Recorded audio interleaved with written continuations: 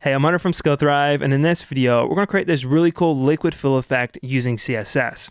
And to get started in today's video, we're going to be using Codesandbox.io, which is an online code editor. So once you signed up and logged into Codesandbox, the first thing you need to do is come over here and click on Create Sandbox. Now, I actually can see the static template here in my recently used templates, but to search for this, just come over here and type in static, and then click here on this result. Now, the HTML for this is actually really simple. Now, the template comes with this heading tag here, so let's just delete that. And we can use Emmet to write a div with the class of box by just writing dot box and then hitting tab. And the next thing we need to do is import our styles.css file, and then we'll be done here in the index.html. So let's go ahead and create a new file. Call this styles.css. And come into the index, create a link tag, say that this is a style sheet, and then the location of that style sheet is styles.css.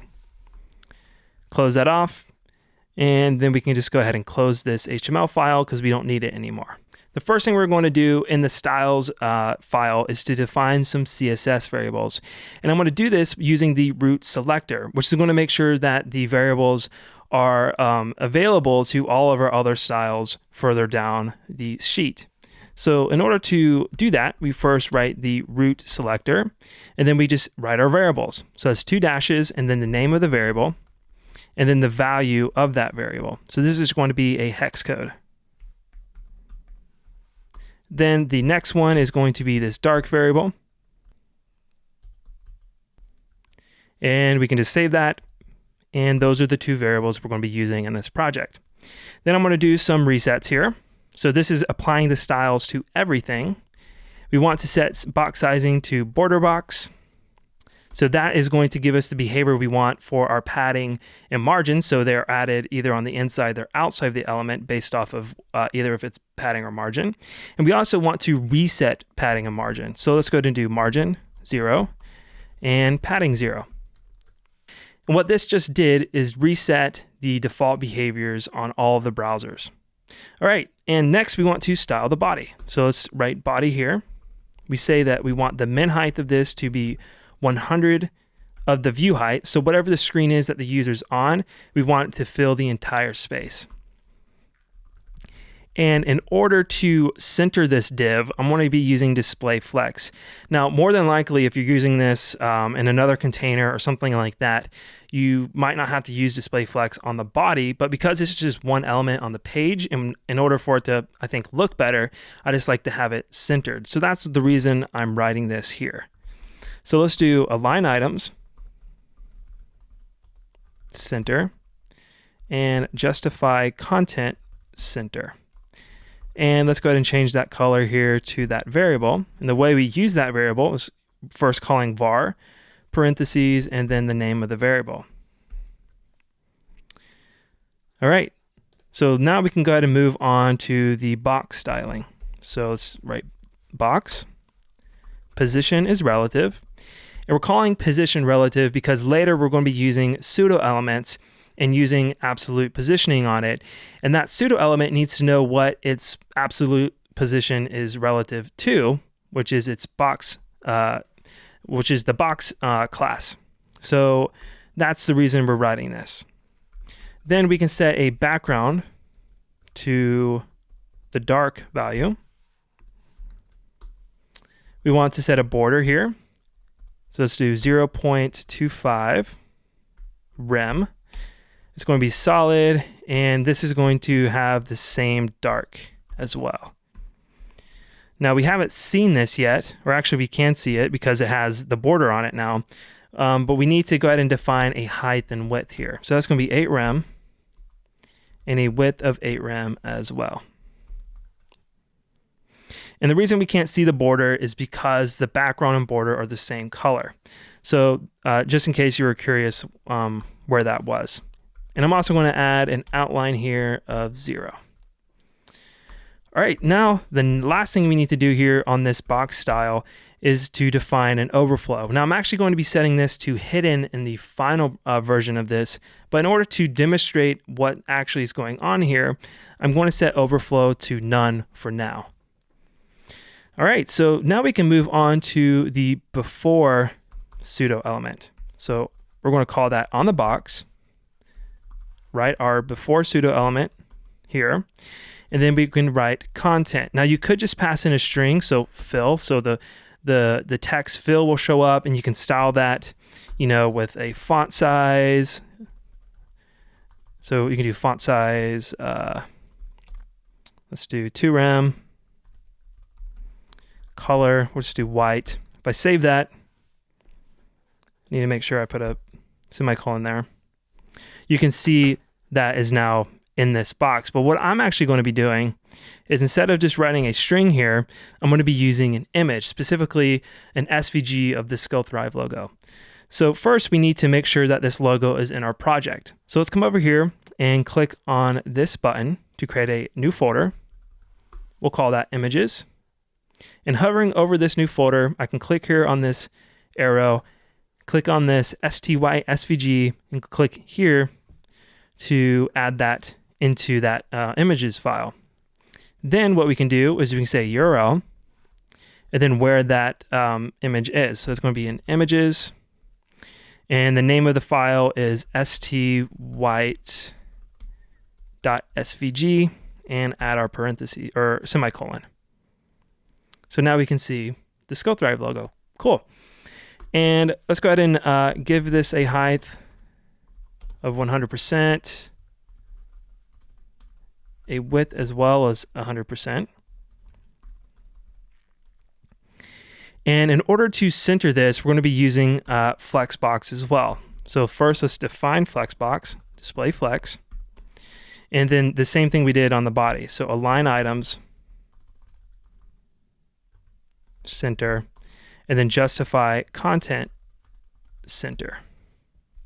All right, so now our logo is centered. Now what we can do is move on to the after pseudo element. So that's going to be on the box still, after. And what this is going to be is it's going to be a square that's twice the size of the current square. And what it's going to do is animate over. We're going to round the edges, and it's going to give this illusion that it's filling up. So what we need to do is then create a content here, which is going to be an empty string. And here's where we're going to use the absolute positioning that I mentioned earlier. So position absolute. And let's go ahead and give this a background color for now of just blue. And I'm going to give this a height of 200% and a width of 200%. All right, so now we can see that square. And what I want to do, because this is using absolute positioning, is I can center this by saying bottom negative 50%.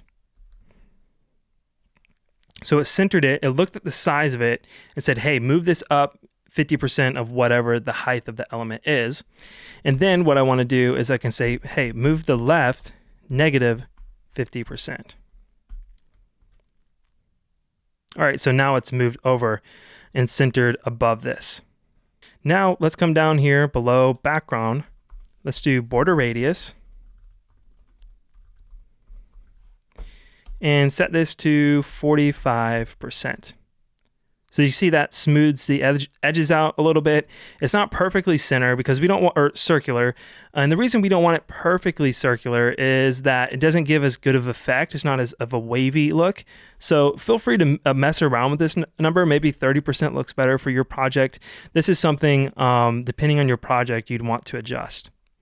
And now what we want to do is add an animation property, the name of the animation, which we haven't created yet, how long the animation is, so 6 seconds, the type of animation this is, so it's going to be ease in, out, and if we want, how long we want, what we want this animation to do after it finishes. So if you wanted it to finish on the last frame and just hold there, you could say forwards. But because I want this to repeat, I'm writing infinite. All right, so now that we have that, we can go ahead and write the animation. And the way we do that is we first write at keyframes, the name of the animation, which in this case is spin, and we can name this anything we want, just to be clear. And here at 0%, so at the start of the animation, we want to set transform. So we want to translate Y to 0. And we want to set rotate to 0 degrees. So let's save that.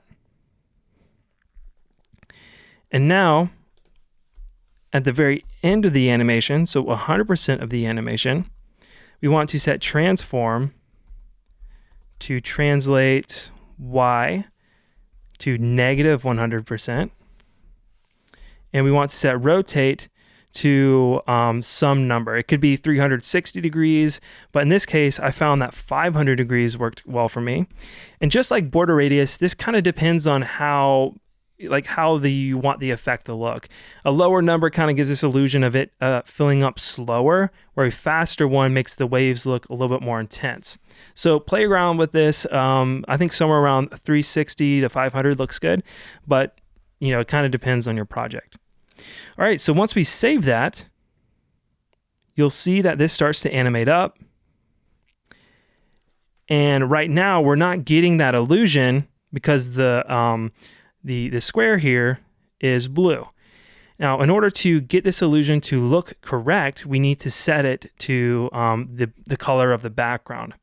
So let's come into where we set that blue color here, set var to background.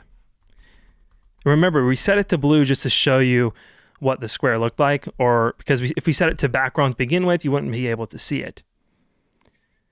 All right, so right now, essentially looks pretty good, but because we're missing those borders, we don't get that same illusion. So what we need to do is go back to our overflow and set it to hidden. So let's come back up here, set overflow to hidden. So now we can see the border and we get that really cool effect. And that's it. That's how you can create a really cool liquid effect really easily using CSS.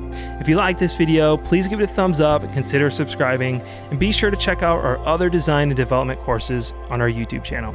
Again, I'm Hunter from Skill Thrive, and I'll see you in the next one.